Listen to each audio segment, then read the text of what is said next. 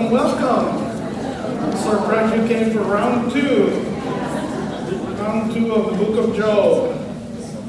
We didn't even make it to chapter 2 last time, so we're going to try to move a little bit faster this time. So thank you all for coming.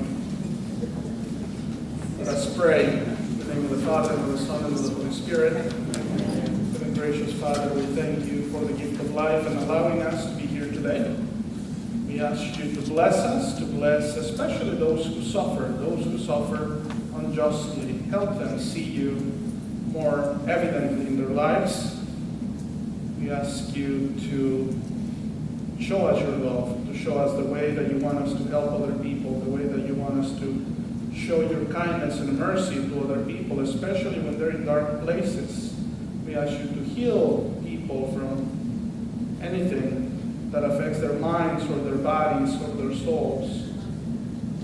We ask all of this with the same words that Christ taught us as we say, Our Father, who art in heaven, hallowed be thy name. Thy kingdom come, thy will be done, on earth as it is in heaven. Give us this day our daily bread, and forgive us our trespasses, as we forgive those who trespass against us. And lead us not into temptation, but deliver us from evil. Amen. In the name of the Father, and of the Son, and of the Holy Spirit.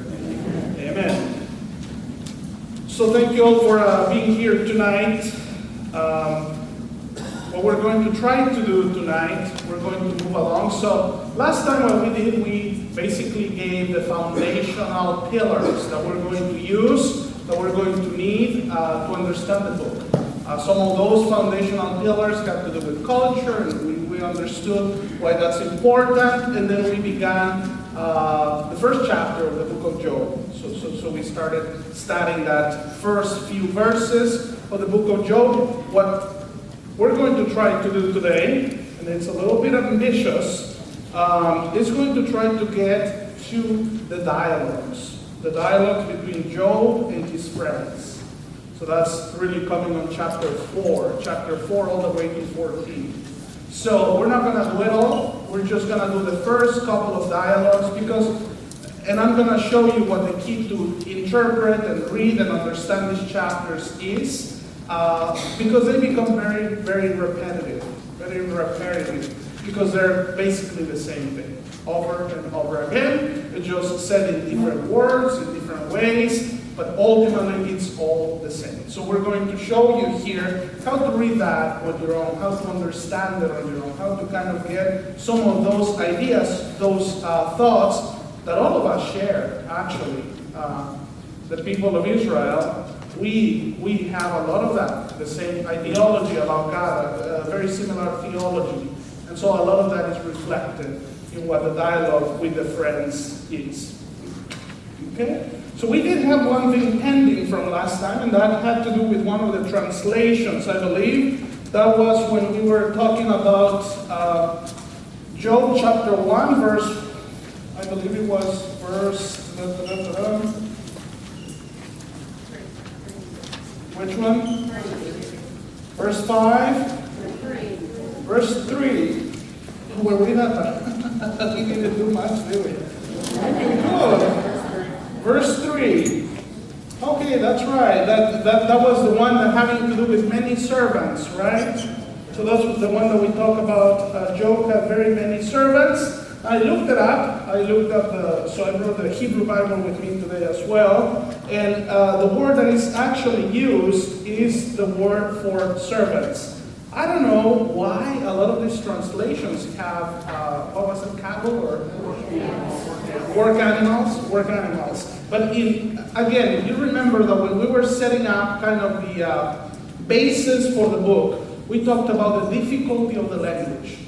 The problem with this word in Hebrew is avodah, is that it's only used twice in the entire Bible. One time in the book of Genesis, and the other one time here. So when you only have a word used like twice, you don't always exactly know the meaning, but this one we're pretty sure because in the other context also means servants or household. So if you have a pen, you can write there. servants. So he talks about servants. So, okay, having said that, let's do a quick, very, very quick recap of the 3-5 verses that we actually covered last time. So who is Job? We talked about universality. Job is a man from Uz on Edom, so he was someone not from Israel. Very important. Someone not from Israel. Why? Because he will present to us the ideal pious Jew. In reality, everything that Job has is what someone who's faithful, pious would have. Richness and wealth. Ultimately, the idea, the theological idea behind here is this one that we see here at the end, that he who is just or he who is good will experience abundance of blessings in this life. Okay? So the key word is in this life. Now, remember that we talked a little bit about the fact that the people of Israel did not believe at this point in the afterlife. That's going to come later here when we get to chapter 3. But they did not believe in the afterlife like we do. They did not believe in the resurrection of the body. And so that is very important because for Jews, even today, because they don't all agree that your life is eternal, actually. Depends who you ask. There's different schools of thought. However, for them it's important to be blessed, to be good in this life so that you may be blessed in this life. Okay? Very important thought. So we kind of said all of that. We talked about Job being a universal man. Someone who's not really well defined, with a name that doesn't come from the people of Israel, so a pagan name, so to speak, who is represented as living outside of Israel, who's really, really blessed. And we saw in many ways how he was blessed. He had a bunch of cattle, a bunch of animals from the desert and domestic. He had a lot of servants, very many servants, the word that we just looked up right here, avodah. And then he had many, many children. So he had 10. He had 10 children. 7 men and 3 daughters. We talked about, did we talk about that already? Okay, good. So we talked about how the numbers, right? The number 10, meaning fulfillment, completion, wholeness. We talked about the 3 and the 7. Did we talk about that? 3 and 7 being numbers of perfection, which happened to be my birthday. Did I tell you that? Last Saturday,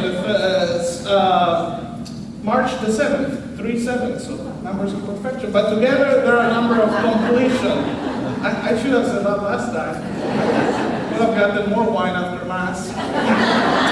But anyway, so we talk about numbers, numerology. Numbers of perfection, numbers of fulfillment, we have all of that. Job has daughters, sons, so he has what we call merism, so that literary figure to show the wholeness of everything. When you talk about day and night, means the whole entire time between the day and the night. So there's the fullness, the wholeness of that. If you talk about east and west, it talks about everything in between. All of this is in the Psalms. It's in the books of the Old Testament. If you pay attention, all of these you'll find it all over throughout the Bible. You find the two extremes. Man and female, he created them. Good and evil, everything in between. God is creator. God. So we got that part out of the way. And the last part we talked about a little bit was the banquets. These people, they love to party. They love to party. We saw how the sons would always be hosting banquets. Constantly, banquets. They would invite their sisters. So it's a full communion of the family. So it's the perfect family, so to speak. Wine, food. Food we talked about as being also one of those 2 times in which we depend completely on God. So for the Hebrew understanding of humanity, there's 2 things in which we're absolutely dependent on God. One of them is food. Because we cannot eat ourselves. Even cannibals don't eat themselves. They'll run out of body parts. They eat someone else, right? Regular, normal people, we eat actual food that doesn't come from us. And think about it. at a time when agriculture is how you get all your food, who sends rain down here? God. Who sends the sun to come out? God. Who controls the weather and everything else, even the land? God. So because of that, food is completely a complete gift from God. We do a little bit just to produce it, to help in growing specific crops and things like that, but God gives us water, God gives us the sun, God gives us everything. So that's one. The other thing in which people completely depend on God is when we sleep. Interestingly enough, if you think about it, in ancient civilizations, when you sleep, you're absolutely defenseless.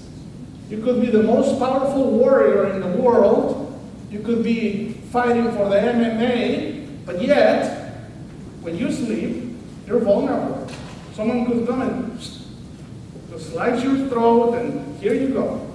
Next thing you know, we're burying you. So we depend on God.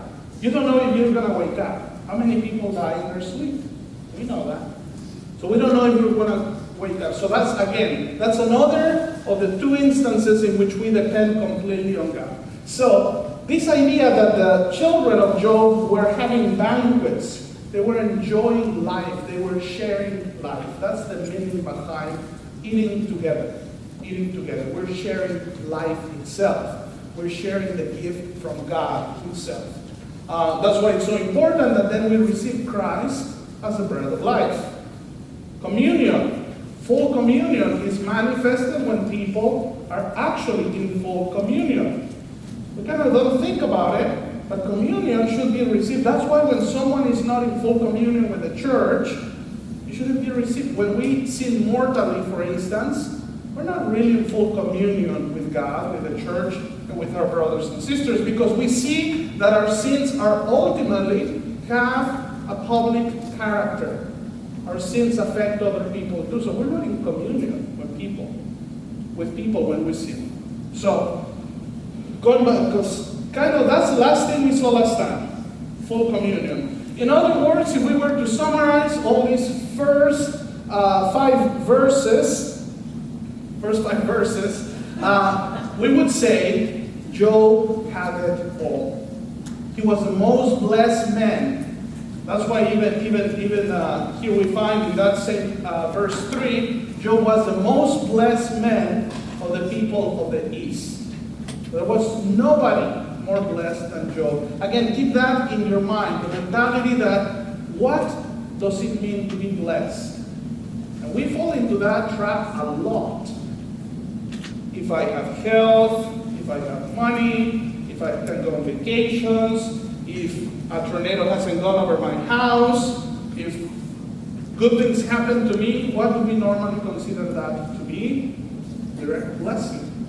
But it is true, these are blessings, but there's a trick to that sometimes we oversimplify them. And that's what we're going to see here with the friends of Job.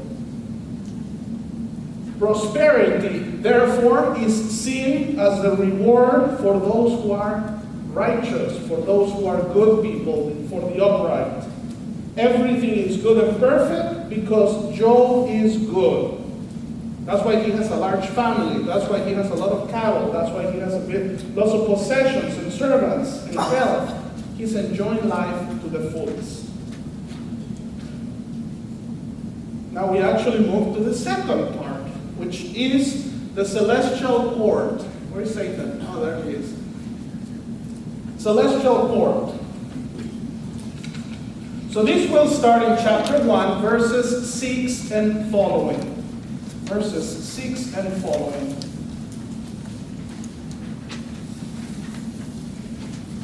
Now there was a day when the sons of God came to present themselves before the Lord, and Satan was also among them. The Lord said to Satan, "Whence have you come?" Satan answered the Lord, "From going to and fro on the earth, and from walking up and down the earth." And the Lord said to Satan, "Have you considered my servant Job, that there is none like him on the earth, a blameless and upright man, who fears God and turns away from evil. Then Satan answered the Lord, does Job fear God for nothing?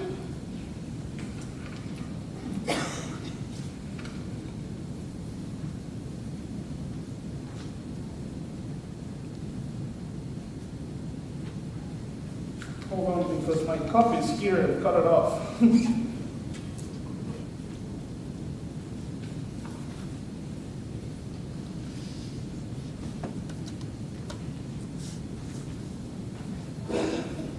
Okay, here goes. Does Job fear God for nothing? Have you not put a hedge about him and his house and all that he has on every side? Thou hast blessed the work of his hands, and his possessions have increased in the land. I just realized I have the different translations here. Okay, good. Oh, that's fine. That's fine. What is it? Okay, the right one. Okay, we're going to read from the right one. Okay, so now, there was a day when the sons of God came to present themselves before the Lord, and Satan also came among them. First thing, Satan. Does anybody have a different translation that doesn't say the sons of God? Heavenly who? Heavenly beings. Wow, pretty cool. Angels. Angels of God came over. So some of you will have angels. Giants? Boy, throw that thing away. That's not the Bible. Giants. Giants came. Oh my.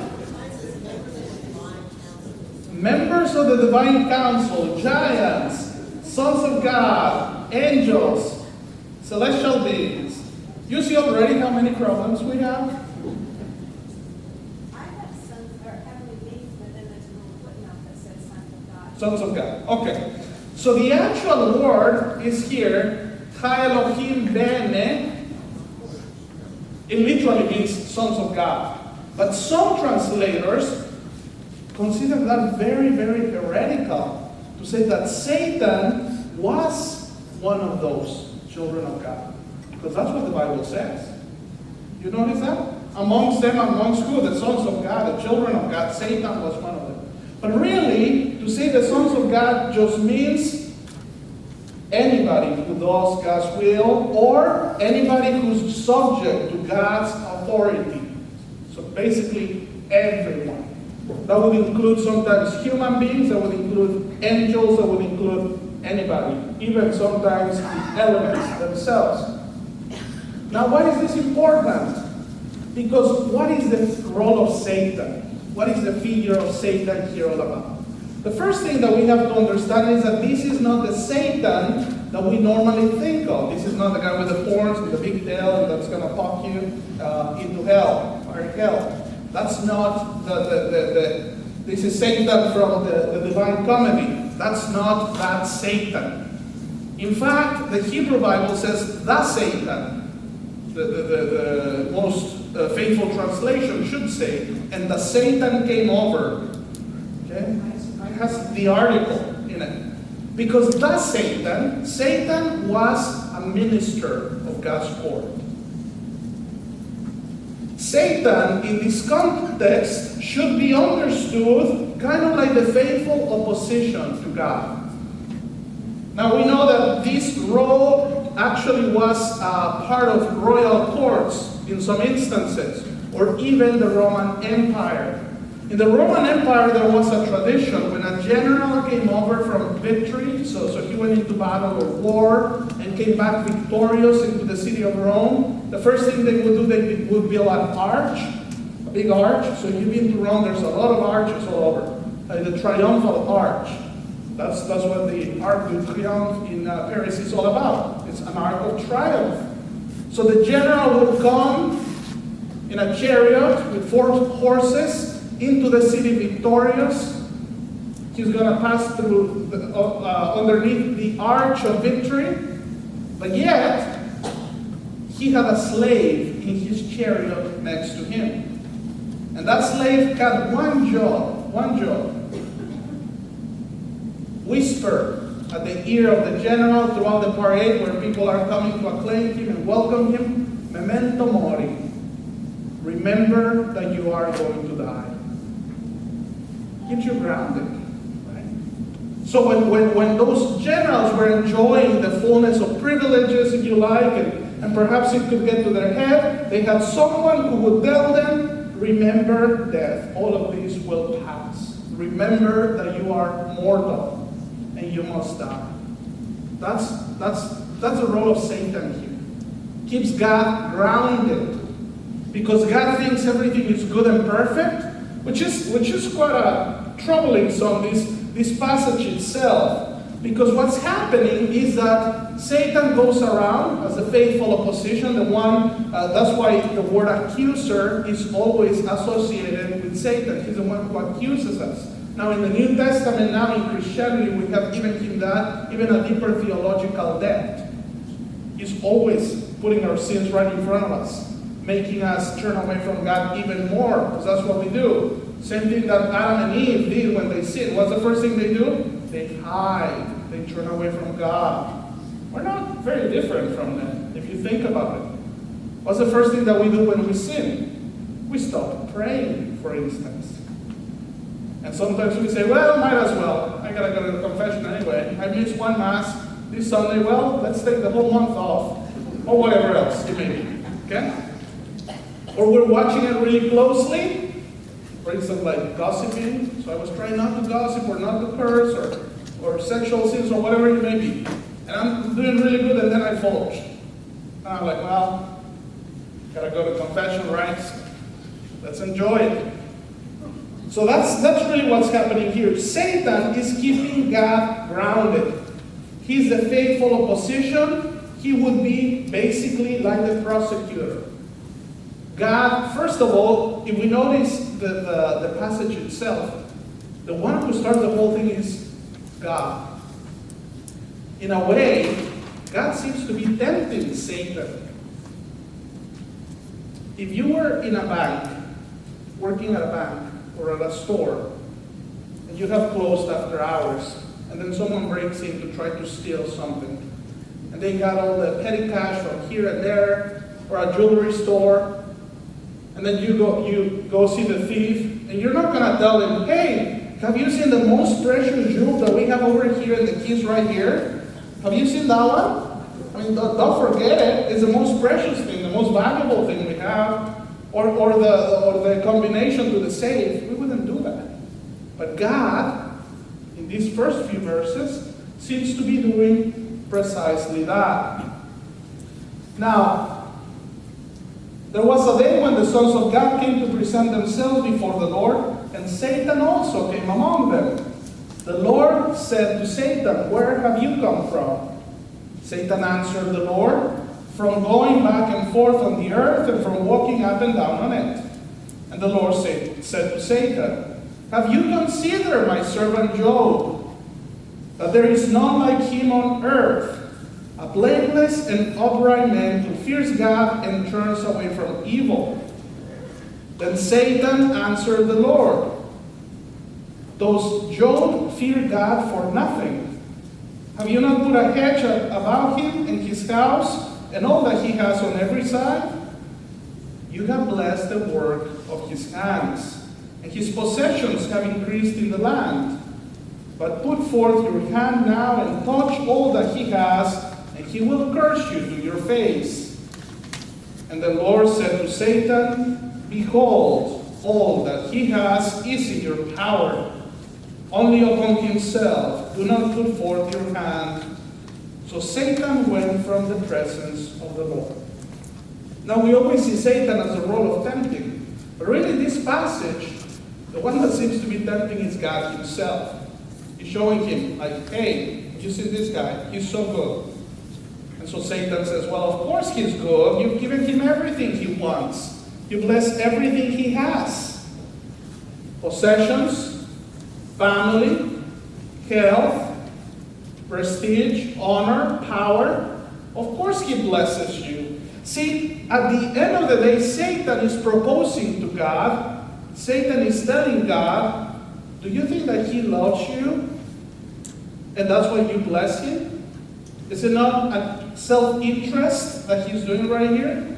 Doesn't he bless you because you give him things?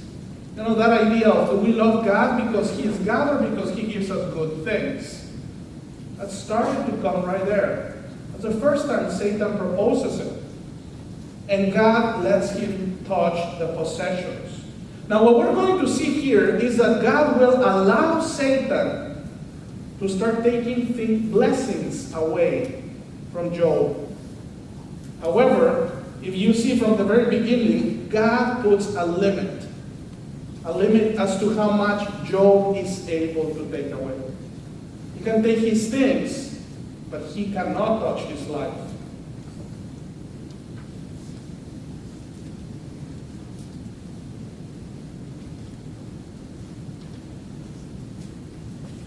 Okay, so continuing now, chapter 1, verses 13 and following. Now there was a day when his sons and daughters were eating and drinking wine in their eldest brother's house. Again, communion. They're having a great time. They're enjoying life, sharing life to the fullest.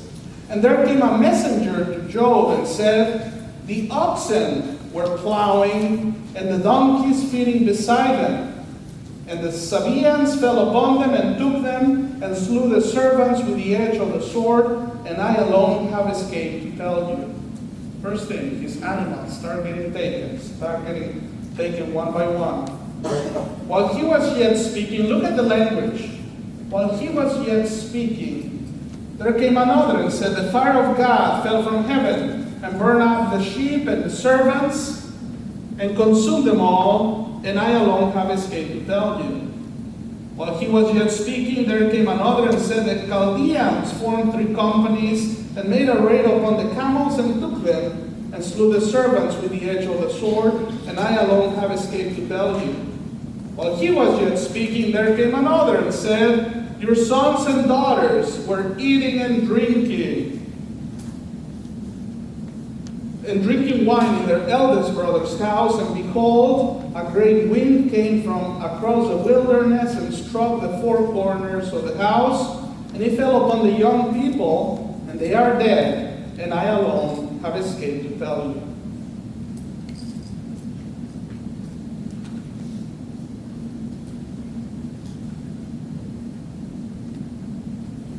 We just heard 5 full verses, 6 full verses. How blessed Job was. How he had it all. How he was righteous. How he would be pious. How he would even care that his children would curse God or do anything to offend God. And that's why he would do everything the right way. He would offer sacrifice. He would pray in the mornings. He would be kind. He would be righteous. He would have all these blessings. Of course, because he was righteous. And then suddenly, within these first few verses, he loses it all. He loses his cattle, he loses his animals, he loses, by the way, the word fire from heaven, it's just a way of saying lightning, for, that's just a way of saying lightning. Then a great wind came. Tornadoes, we are very familiar with those great winds. We know what type of destruction something like that could do. What's surprising to us is the shock. While one was still speaking, then another came. While he was still speaking, then another came. And there's a progression of bad to worse, starting with the animals, starting with the possessions and the servants, and then the bigger quantity of animals. Not only that, all of his possessions are gone, all of his animals are gone, and now the greatest of all blessings, his own children, are gone. They're all dead. It was a great blessing. It's a great loss. It's a great mystery. Totality, just like these things meant totality of blessings, the losing of those blessings is totality of misery and destruction and pain. Totality of loss. That's what this is telling us. All these things happen at the same time. We can almost hear it. I mean, you can't even stop reading when you start going on that part. Because, well, one thing was happening, another thing was happening, another thing was happening, and in progression. Worse each time. Let's read Job's response. Chapter 1, verse 20 and following. Then Job arose and tore his robe and shaved his head and fell upon the ground and worshipped. And he said, naked I came from my mother's womb, and naked I shall return. The Lord gave, and the Lord has taken away. Blessed be the name of the Lord. In all of these, Job did not sin or charge God with doing wrong. Now, in response to the evils that have happened, and I think all of us have experienced some sort of loss of a blessing, something that has happened to us that's somewhat troublesome, whether it may be an illness or an accident, or, I have a lot of friends who were getting ready to go to Rome, and some who were getting ready to go to the Holy Land. They're like, seriously, why now is this happening? So at different levels, different degrees, we see that we have all suffered some sort of tragedy. We have experienced some sort of loss. And so, most of us probably do not respond like Job does. The Lord gave, the Lord take away, blessed be the name of the Lord. We use the name of the Lord, but usually not in those words. Right? Now, the things that Job starts doing, the first things that he does with his actions, starts expressing sorrow. This is super interesting. Because the first thing he does is he tears off his clothes, he rips his clothes. We have seen that throughout the Bible. There's different times in which that happens. Like Joseph the dreamer, do you remember in the book of Genesis, when he is told, or his father is told that he died, right, killed by wild animals, the first thing the father does, he tears off his clothes. That's a sign of deep sorrow, deep mourning. It shows two things. It shows kind of the impotency about you can't do anything, but also what you're feeling inside. It's an external sign of sorrow and destruction. It's destroyed your life. This has destroyed you from the inside. Really interesting. When Jesus dies on the cross, watch one of the things that happens in the temple of Jerusalem. The curtain, the veil of the temple, it's completely ripped. And the word that is used there is the exact same word that is used here.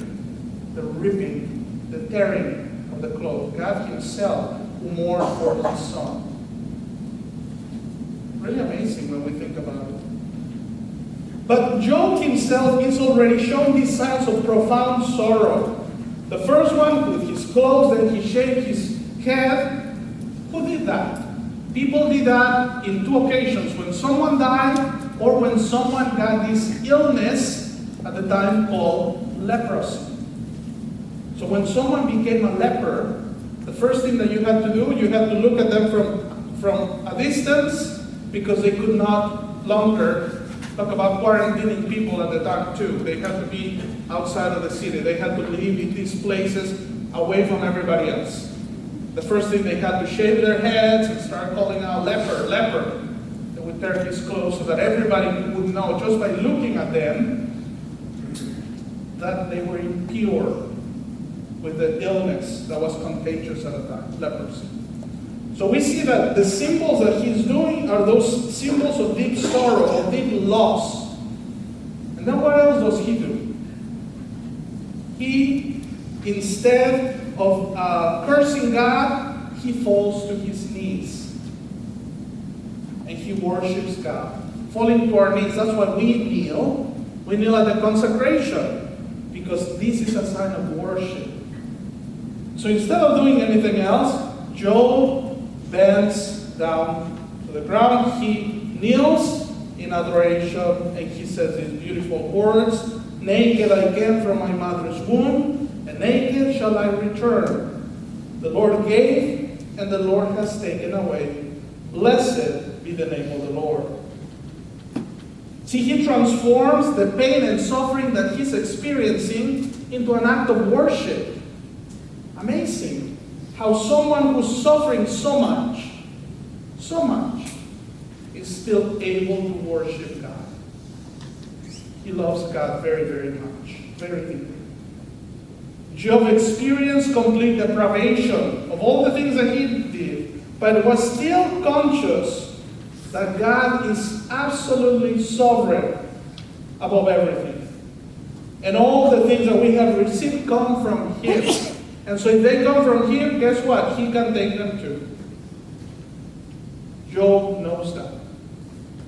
And he's still worshiping God.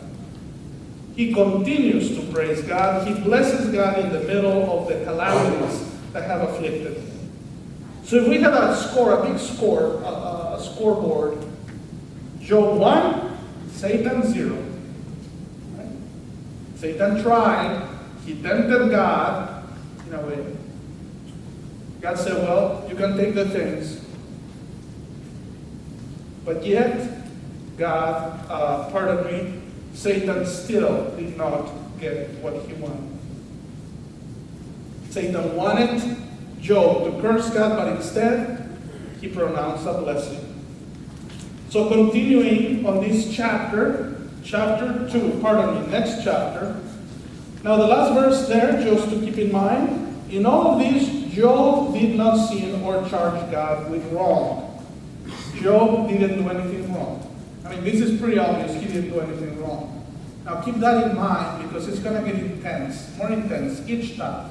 This is one of the things that I love about this book of Job, that it kind of starts getting you up in the level of everything, the intensity, both of the blessings like we saw at the beginning, but also of the suffering, of the pain, of the loss. Chapter 2, verse 1. Again, there was a day when the sons of God came to present themselves before the Lord. And Satan also came among them to present himself before the Lord. Again, we already said, he's like the prosecutor. He's always calling out, accusing people. Satan came and presented himself before the Lord. And the Lord said to Satan, "From where have you come?" Satan answered, "From going back and forth on the earth and from walking up and down on it." And the Lord said to Satan, "Have you considered my servant Job, that there is none like him on the earth, a blameless and upright man who fears God and turns away from evil? He still holds fast his integrity, although you move me against him to destroy him without cause."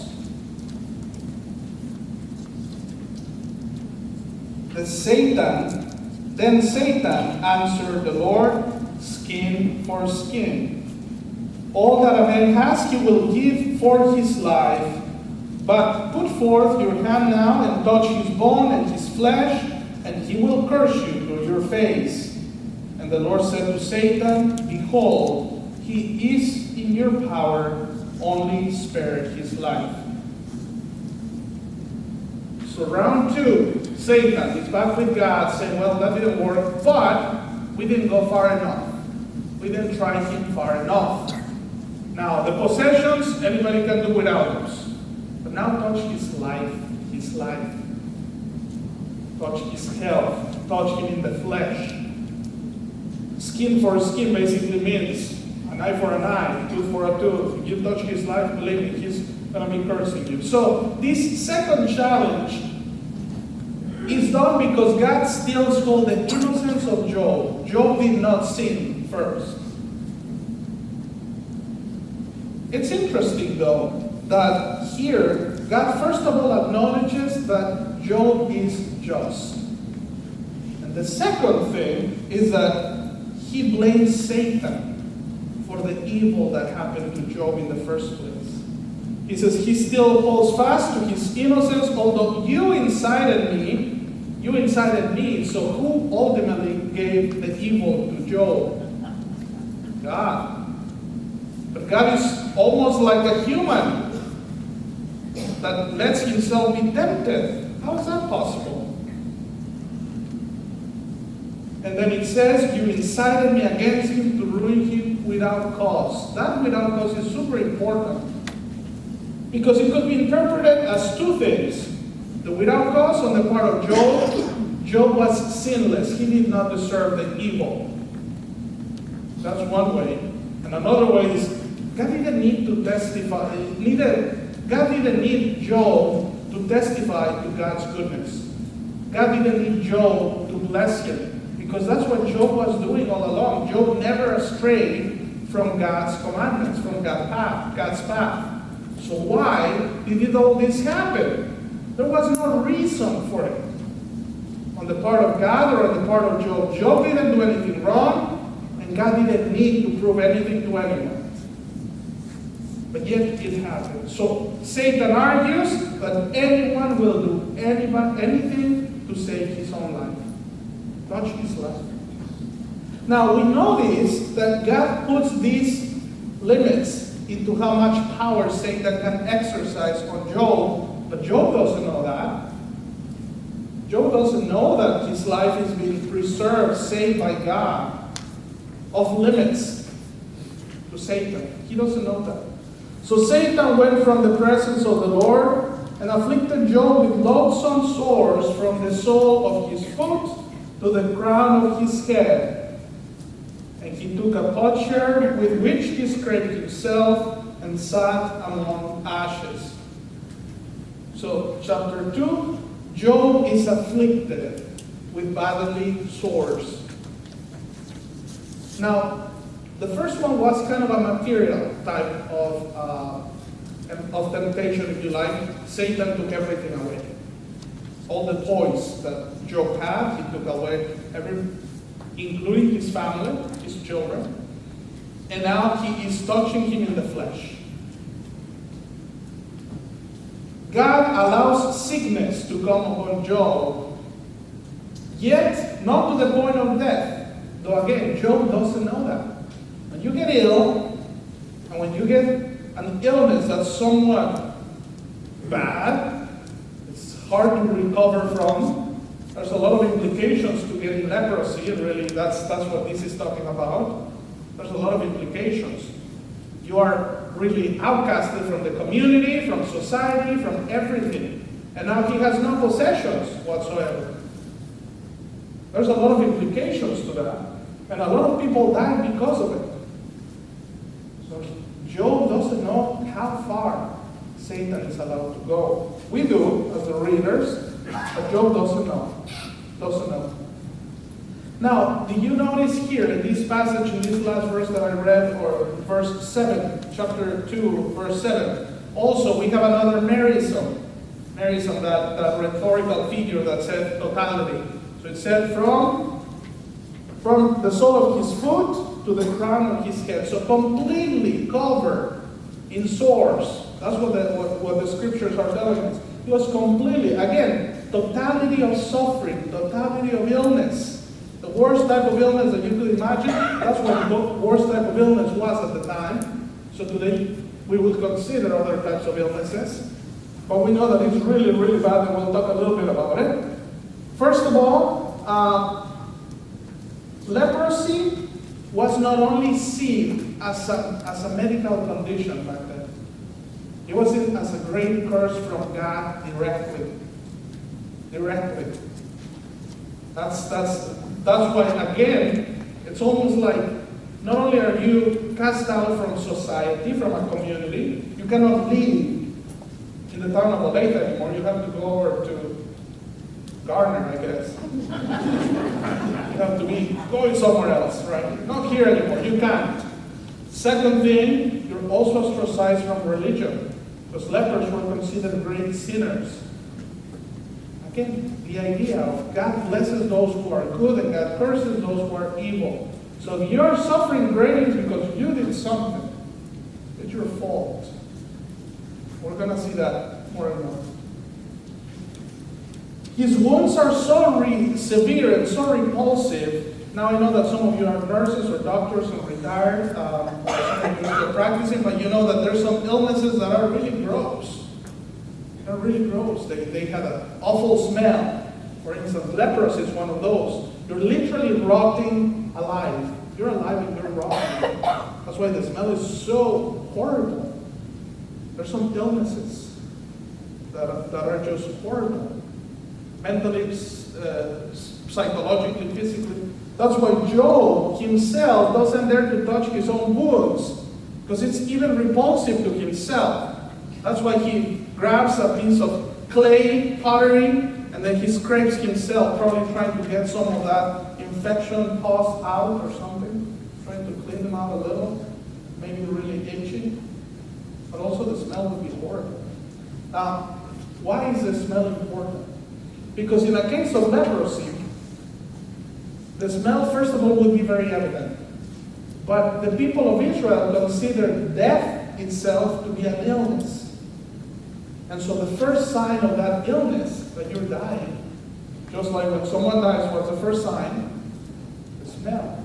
That's why they did embalming at the time. That's why they did anointings with oils and perfumes to try to prevent the symptoms of death from taking over. Because once the smell came in, then you're done. You're really, and that death illness is progressing. That's how they saw it. They don't understand that like we do today, right? Again, so people are thinking death is an illness just like the flu, and if you let it progress too much, it's going to kill you. So let's try to prevent it. Let's give them a remedy. It never worked, of course, to embalm or to anoint the bodies, like they anointed the body of Jesus with perfumes, because death is final. As we know, death is not an illness; it's the end of life. But again, to them that was a symbol. So in a way, Job is already dying. If you think about it, illness is already kind of the beginnings of death, depending on the type of illness. But some of those illnesses are already telling you. Some illnesses today, we have so many that are not curable, or some that are very difficult to get cured from. So Job is already experiencing the first effects of death itself, that horrible smell.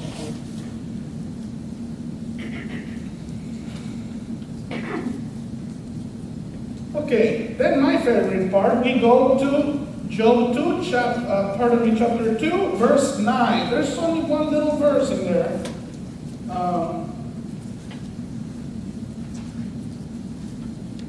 Then his wife said to him, "Do you still hold fast to your integrity? Curse God and die." The wife came to the rescue. How lovely of a wife. Yeah, she was very supportive, yes. She was supportive, that's for sure. Curse God and die.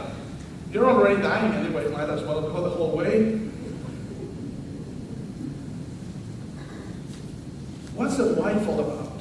We haven't heard about the wife before. He was blessed, he had many children, but the wife, where was the wife? She didn't party, she didn't offer sacrifices, where was she? So there's two things. The first thing is that the wife is coming and doing the work of Satan. Yeah, the wives do the work of Satan sometimes. In this case, it's biblical. Because she's tempting him to do the exact same thing that Satan is trying to do. Getting Job to curse God. That's what she proposed. Now we know that she probably did it out of compassion and care and love. And we know that when we have someone who suffers greatly, sometimes that compassion moves us to think things or to, how many expressions do we have? Well, when someone dies who's close to us, well, at least he or she's not suffering anymore, right? That's already the idea. We don't do it because we want the person dead, but we think of it because we think of death as an end to suffering. As an end to suffering. And so the wife comes to the rescue and says, curse God and die. This is totally opposed to the Psalms, to the traditional understanding of what we should do with God. Bless God and live. Curse God and die. Curse God and die. If a blessing leads to death, his blessing is invoked in an ironic way. The image of the woman here is important, the wife. In fact, Well, in Hebrew, the word that is used, isha, which is literally just the woman. In this case, we understand is Job's woman, so his wife. Is very important throughout the scriptures. The first one is because who is the first one who tempts men to eat from that damn tree? The woman. The woman gave me. Right? So the role of women, of the woman specifically, throughout scriptures, the first one is here, Lady Folly, the temptress, the seductress, the one that is always tempting men to stray from God. Okay? Very important. Interesting. However, we also see that there's completely the opposite as well. Lady Wisdom, the personification of wisdom, the wisdom of Israel, is a woman. Proverbs has a book of Lady Wisdom and Lady Folly. And both of them are actually a woman. And that has to do with the great role, the special role that women have in life. So women, like nobody else, have a special connection to the mystery of life. Because women are so close to be like God, much more like men are, as they are able to provide life, to nurture life, to give life in a very specific and real way. So they're very close to the mystery of life itself.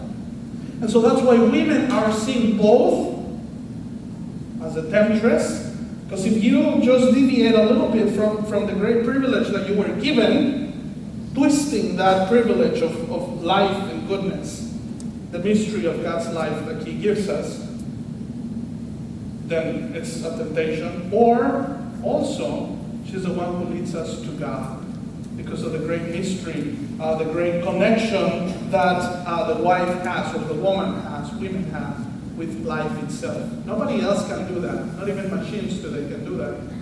You know, women are so close to the mystery of life, which is one of the greatest things that God loves, gives us life, creation itself.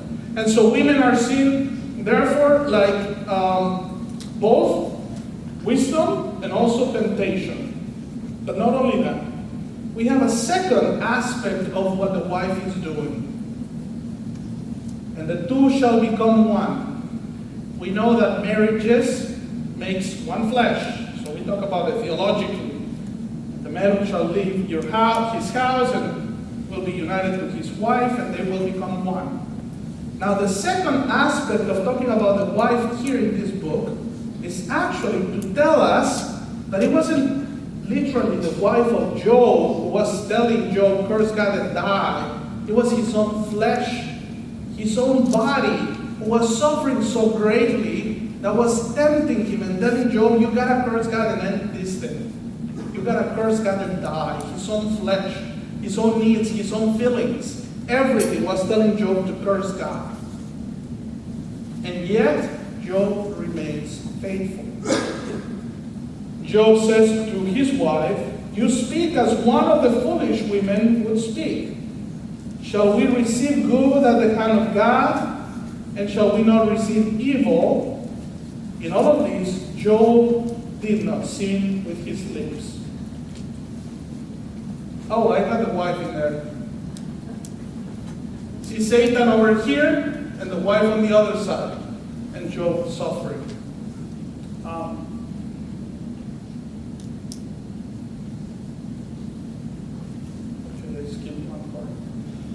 Now, shall we receive good things at the hand of God, and shall we not receive evil? Very important answer from Job. Why? First of all, because in Hebrew, as we talked a little bit about it before, there's no punctuation marks. How do you know it's a question and not an affirmation? There's two ways in which this could be read. The one is as a form of a question. Shall we receive good things from God, and shall we not receive evil? Both that one affirms that God gives us goodness, but also that God gives us evil things. That's what the question means. The other form is actually an affirmation in which we can interpret this. We should receive good things from God because God gives us good things. We do receive good things from God, and we should not receive evil. God shouldn't give us anything that is evil, or God doesn't give us anything that is evil.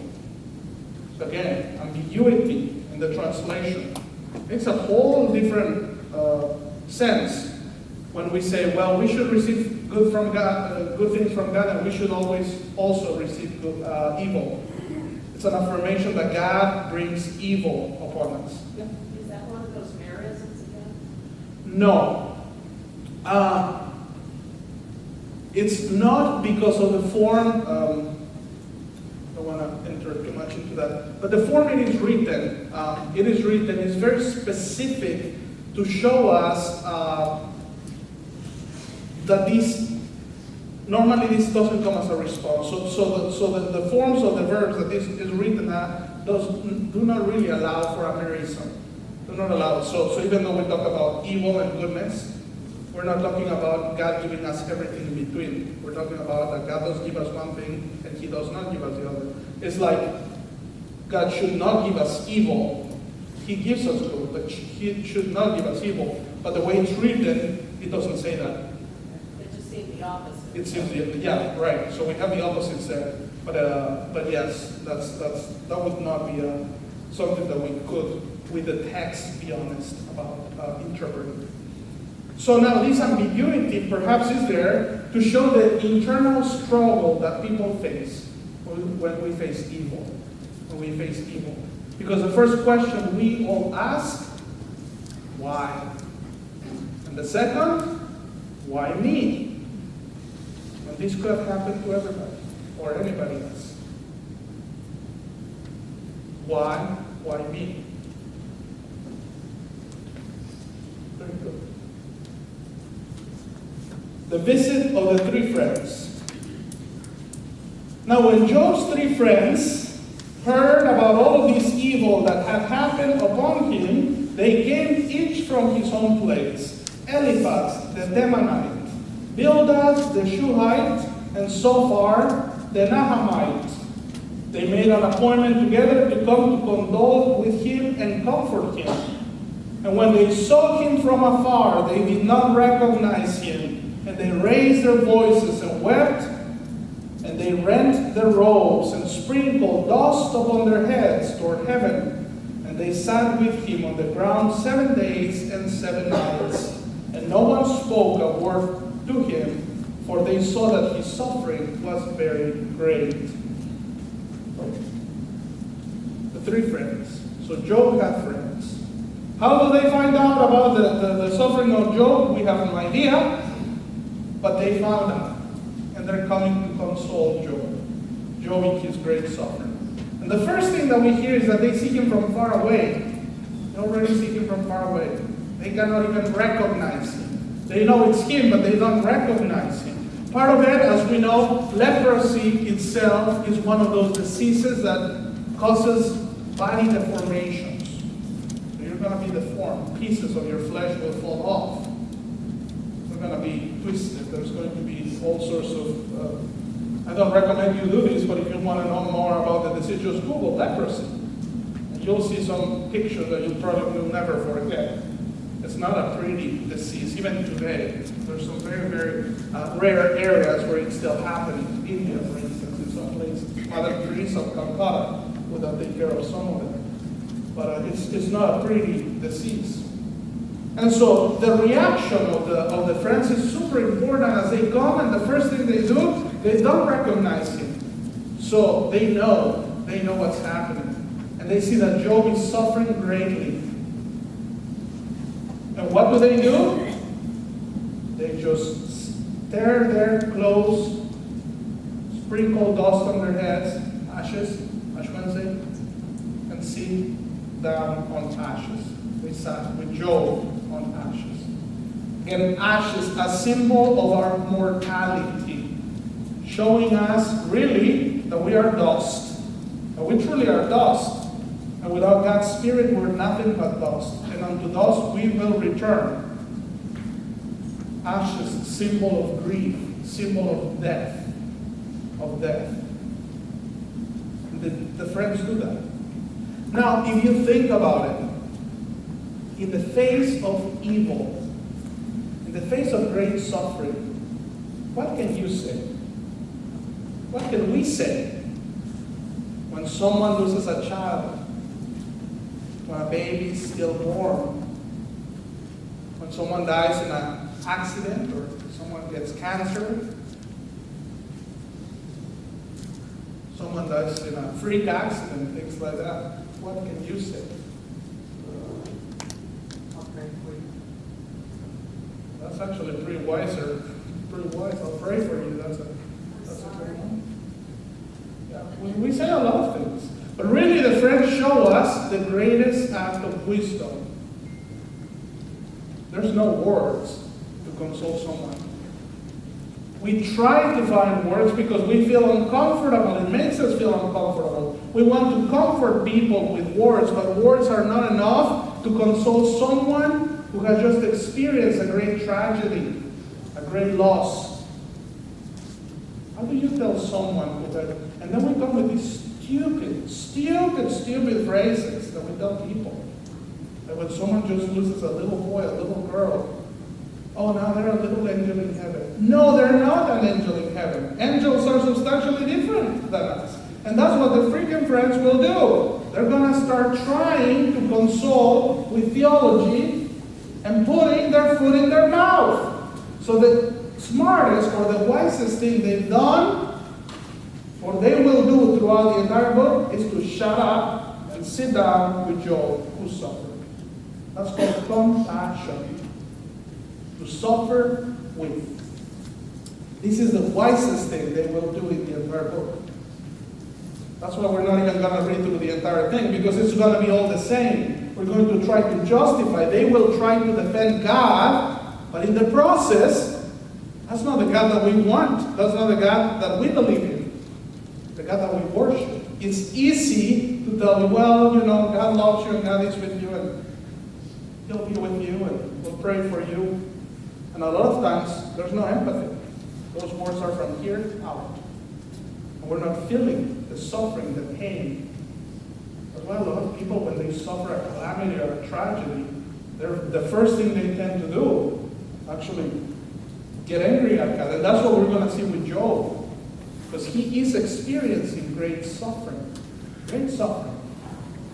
Even though he did everything by the book, and even better, that we could expect from anybody, but yet he's still suffering. In the face of this intense suffering, therefore, the greatest act of wisdom is silence, being with the person. And I tell you that because I go to hospitals, and Father Michael and I, we go to funeral homes, we do burials, we do a lot of things that require us to have compassion. That requires, and you feel as awkward as we do too. Sometimes people think, oh, he's a priest, he's going to say something smart. No.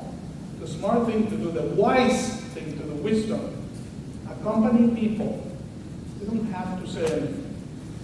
All they need to know, what's more effective, what's wiser, is to know that you are with them. And that you're trying to understand and trying to suffer with them. Even though we'll never be able to do it truly, like those people are suffering. That's an act of wisdom itself. And so we turn to chapter 3. Finally, Job will respond. Now, a couple of other comments, pardon me. It said that the friends sat with Job, so they tore their clothes, they put ashes on their head, and they sat on ashes.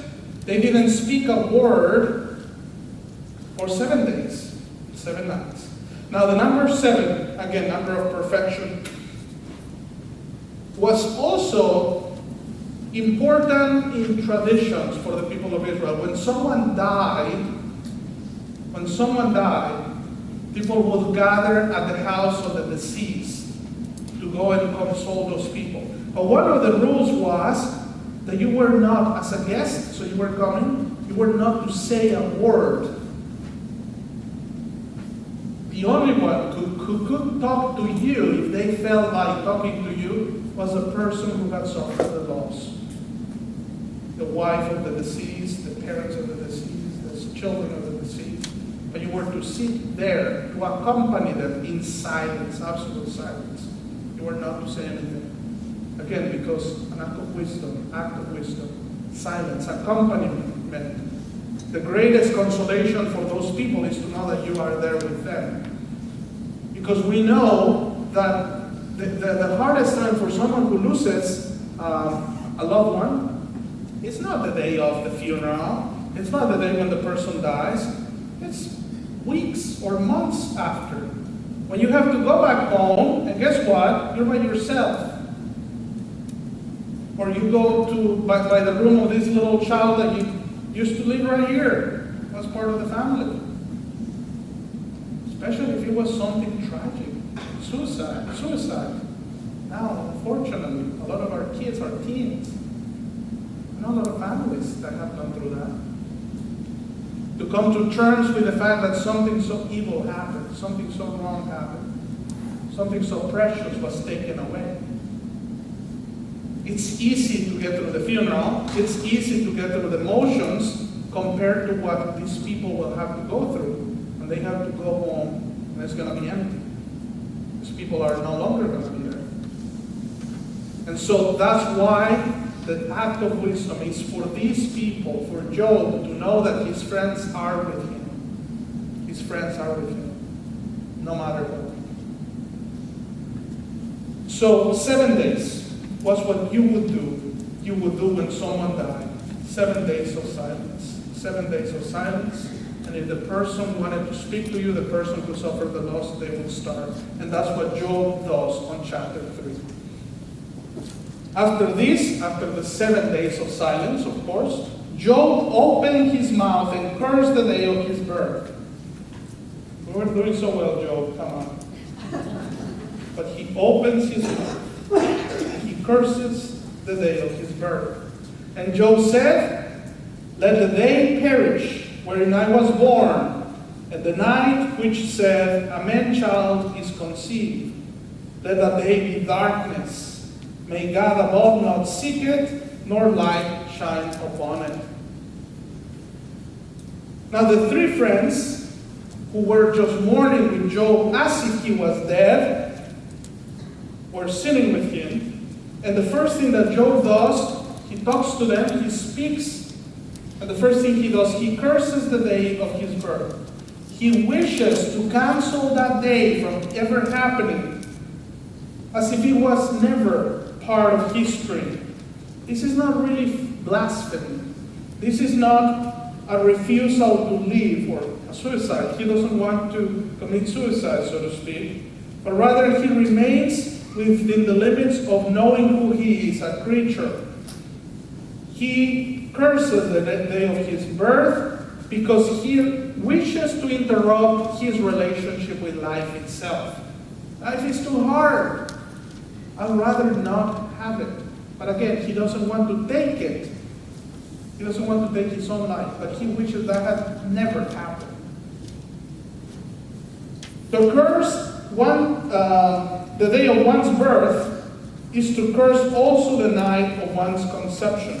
This is another mechanism here, referring to the totality of time.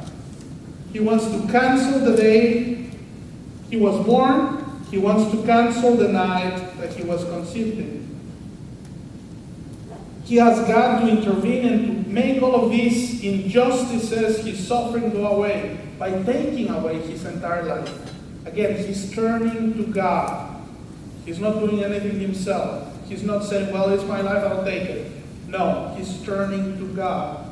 He's asking God to do something, to intervene.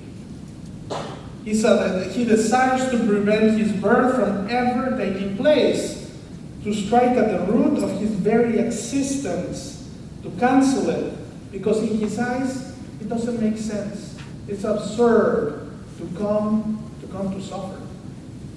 Some philosophers, very extreme in my opinion, but they've said to live is to suffer. Or Hobbes, for instance, life is poor, nasty, brutish, and short. It's pretty bad. The experience of some people is not the prettiest. To live means to suffer a lot. And Job is focusing on that. That they perish. Huge contrast.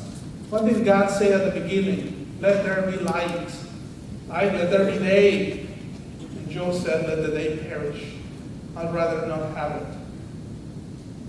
And he continues, 3:5. Let gloom and deep darkness claim it. Really interesting. Gloom and deep darkness claim it. Anybody has a different translation there? Chapter 3, verse 5. Let darkness and the shadow of death cover it. Okay, let darkness and the shadow of death cover it. Anybody else? No.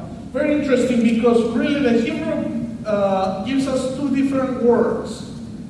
The one that uses for darkness is a very obscure word. It's salmawet. It's the first one on the right. The word death is mawet.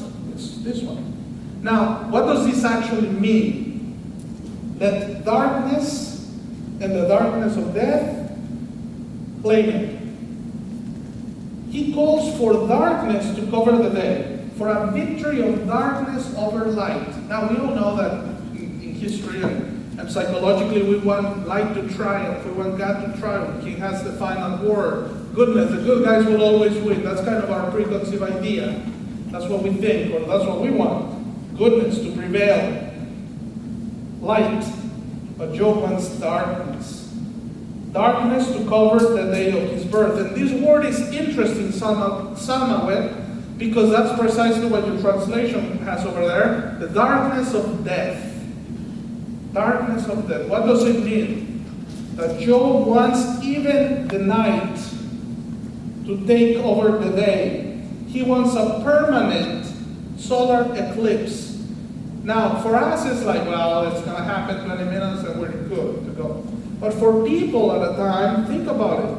Thousands of years ago, an eclipse. They didn't know what this was. They didn't know if the sun was going to come out again. They thought this was perpetual, eternal darkness that they were going to be now. That's what he wants, to claim eternal darkness.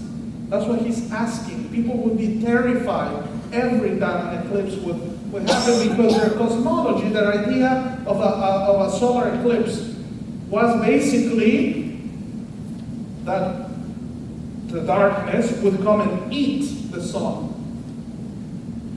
Could take it away. So it was a battle between light and darkness, solar eclipse. So they didn't know. And so he wants that. He wants that. He wants even the stars to be dark. Again, symbolism that should be light, should be guiding. You know, the guiding of the star leads to the Magi, to Bethlehem. And now he wants even the stars to be dark, everything dark. People who are experiencing a lot of pain experience eternal darkness. That's what they're experiencing, darkness. Why does Job want that? For Job to be born is to be born to die, to be born to suffer. It's absurd. Death is more desirable to him than life, because to him death is an end to suffering. We get a little glimpse, people with depression, or people who take their lives. Sometimes they're in a state of constant gloom and darkness. They see taking their lives as an end to suffering.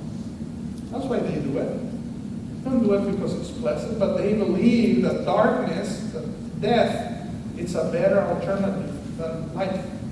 Because they're suffering. They're suffering. They're suffering greatly. But yet, Job does not curse God here. He just wants life to end. He wants suffering to end. Life is unsustainable. However, he doesn't take his life. He continues living on. Job desires eternal darkness. Let darkness seize the night. That's kind of weird when you say darkness seize the night. Darkness seize the night. The night is already dark. Well, to him it's not dark enough. He wants eternal darkness.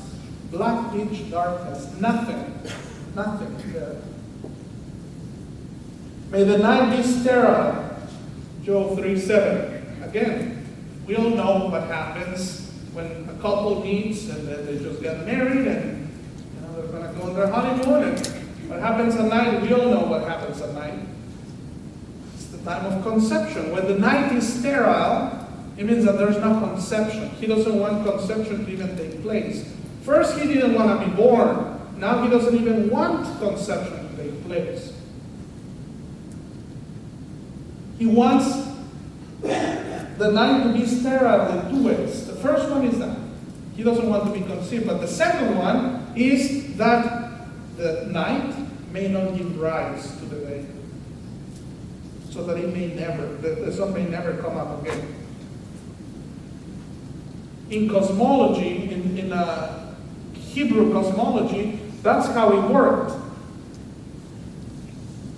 Many of you know this, but the day for the Hebrews or the people of Israel begins the night before. That's why we have vigil masses on Saturday nights that are actually Sunday masses, because the day for them begins with the rebirth of the sun. That's what's happening. The sun is being born, reborn, so to speak.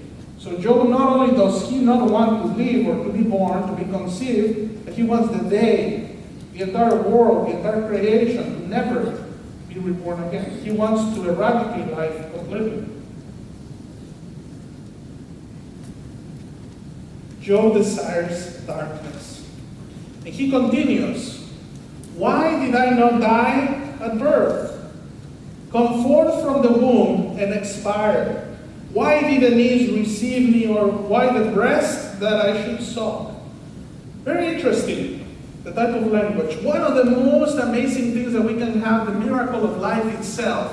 I mean, there's no better picture than a mother holding the child for the very first time. Everybody goes like, oh, that's so cute. It is. This is a great mystery of life. It's in a way that we participate in God's own creation. Job doesn't want that. Even though it was beautiful and one of the greatest things he experienced, he'd rather cancel all of that than to have to suffer as he's suffering. He's not saying this is bad, but he'll rather sacrifice the goodness, the joys, the pleasures he's experienced throughout his entire life, as long as he doesn't have to suffer anymore. Just kind of trying to get into the extreme suffering that he's going through. Come forth from the womb and expire. What does that mean when a baby is born and he dies soon after? Well, that's one of the most horrible things I've ever had to go to a funeral for. A little baby, and we know that this happens sometimes. Babies are born and for no reason whatsoever that we know of or that doctors can explain, months or days after the baby is born, he dies in his sleep. And this happens. It's very, very sad. It's one of the worst things that you just experience the greatest gift of life, and then that's taken away, right away. That's what Job desires. He wants that, because for him that's better than what he's enduring right now. Why did the knees receive me? Now the knees of paternity had two meanings. The first one was a very straightforward, was a sign of recognition.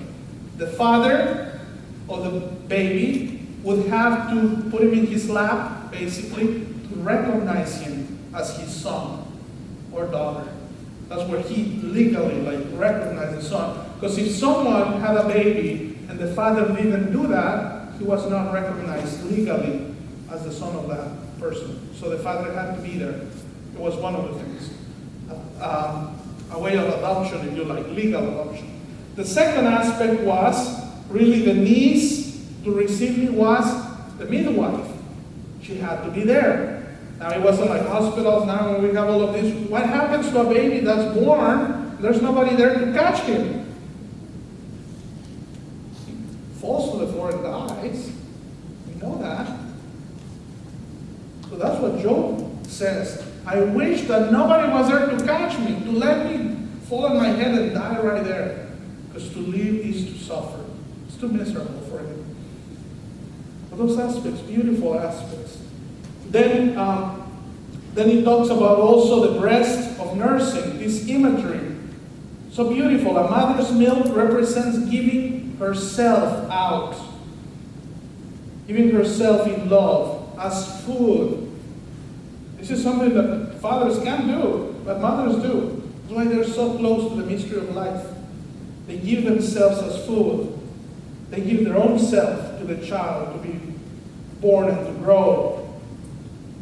If the mother doesn't do that, we know that in many cases the child will die. Now with all these things that we have available, modern medicine is a little easier, but at one time, if the baby did not receive the milk from his mother, he would die. Part of it was the immune system and all the defenses and the vaccinations from the mother would allow the child and all of that stuff. So he wants that. He wishes that those breasts would have been dry. He would have been dead. Let him die. Let him starve. Let him die. For then I should have laid down and been quiet. I should have slept. I should have been at rest with kings and counselors of the earth who rebuild ruins for themselves, or with princes who had gold, who filled out their houses with silver. What does he want? He wants to be there. He wants to be in a place that we call Sheol. Sheol was the place of the dead. It's not hell. It's not hell. Now later on it's translated as Hades for the Greeks. And that's kind of where we get our idea that's hell, but that's not hell. Sheol for the people of Israel is the place of the dead. Place of complete darkness. You don't enjoy anything. It's not a place of joy. It's not a place of sadness. It's a place of nothingness. The dead goes there like shadows, but they're not enjoying anything. They're not suffering either. And so Job is saying, everybody's at rest there. I'd rather be there than being in this life, because this life is too hard.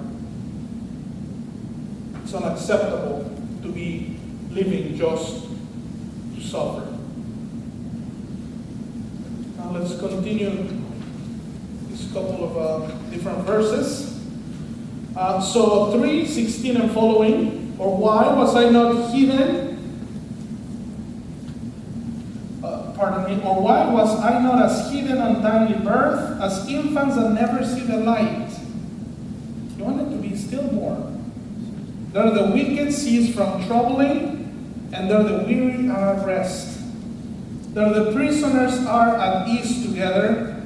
They hear not the voice of the taskmaster. Now God turned from someone who loves, who's supposed to love, to someone who's watching, someone who's making sure, putting you to work, testing you completely. What does a taskmaster do? That's the same metaphor that was used, or that's the same language that was used for the Egyptians when they enslaved the people of Israel. Taskmasters, making you do things, suffer, enslave you.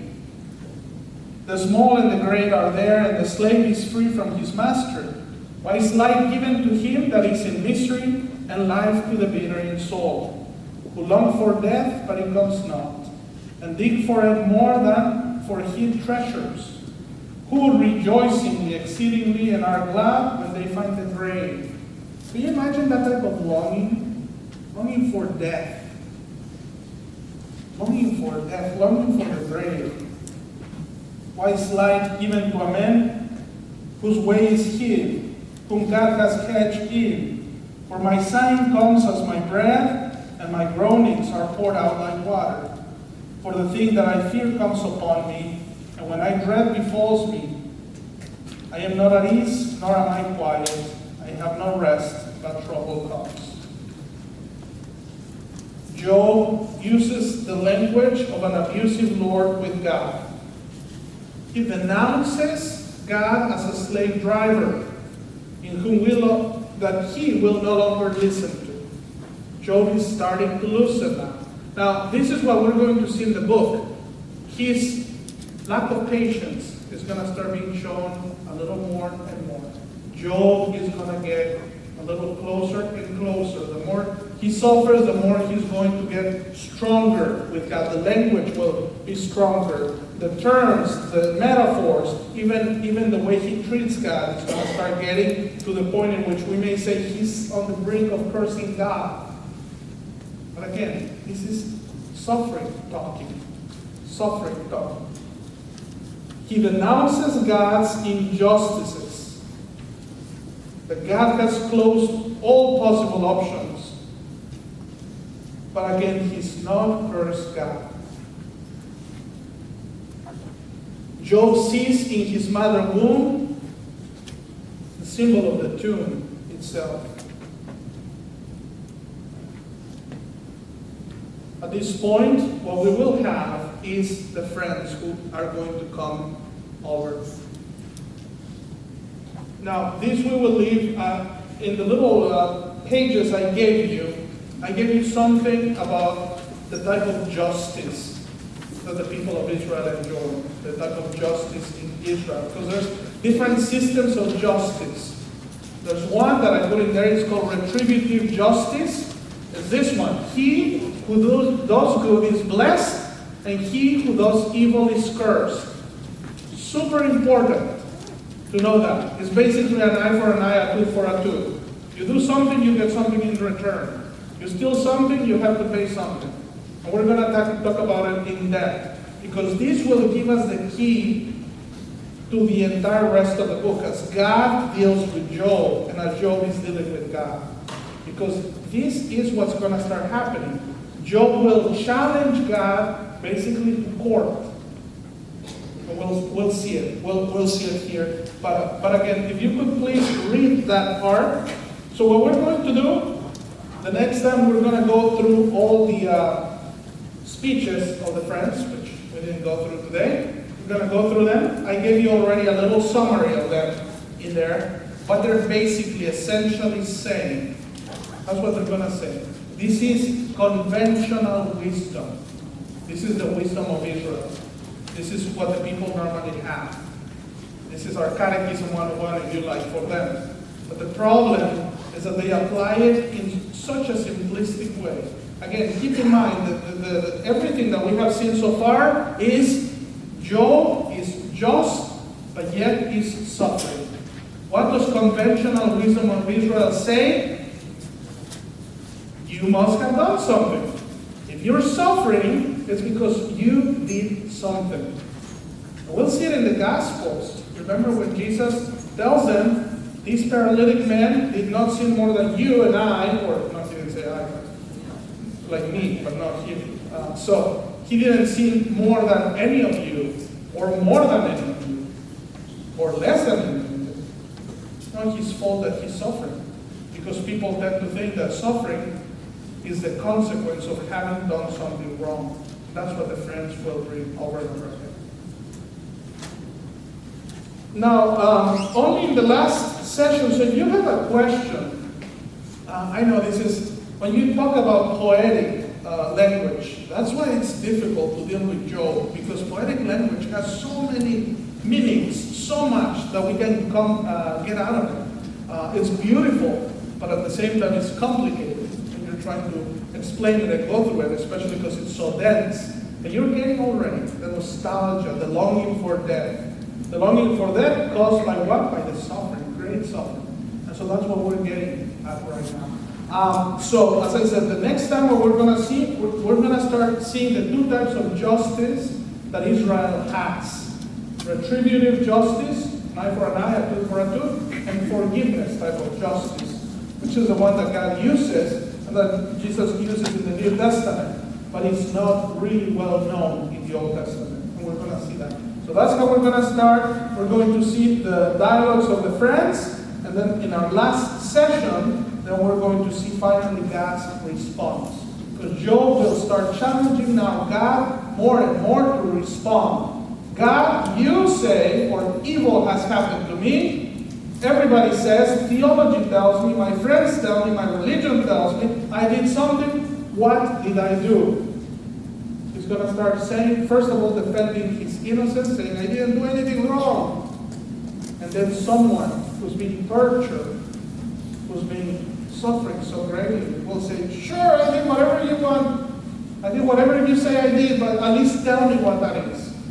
He's going to ask God to respond. And that's what we're going to need for the last time. We're going to, in the name of the Father, and of the Son, and of the Holy Spirit. Glory be to the Father, and to the Son, and to the Holy Spirit. As it was in the beginning, is now, and shall be, world without end. Amen. St. Paul, pray for us. In the name of the Father, and of the Son, and of the Holy Spirit. Thank you, everybody, for coming. I hope you can join us next time.